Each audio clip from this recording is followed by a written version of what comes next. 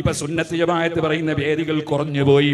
അതുകൊണ്ട് തന്നെ സ്ത്രീകൾക്ക് ഇസ്ലാം അറിയില്ല, പുരുഷന്മാർക്കറിയില്ല, ചെറുപ്പക്കാരികൾക്കറിയില്ല, ഖുർആൻ എന്ത് പറയുന്നു എന്നറിയില്ല, ഹദീസ് എന്ത് പറയുന്നു എന്നറിയില്ല. നമ്മൾ വെറും സാന്ത്വനം മാത്രം നടത്തിയാൽ പോരാ. അതേപോലെ തന്നെ മനുഷ്യർക്കൊപ്പം എന്ന മുദ്രാവാക്യം പോരാ. ഏത് മനുഷ്യർക്കൊപ്പം നിന്നാലും നിന്നില്ലെങ്കിലും ഞാൻ പറയട്ടെ, നമ്മളെ ഈമാൻ രക്ഷിക്കണം. ഈമാൻ രക്ഷിക്കണമെങ്കിൽ സുന്നത്ത് ജമാഅത്ത് ഇവിടെ നിലനിൽക്കണം.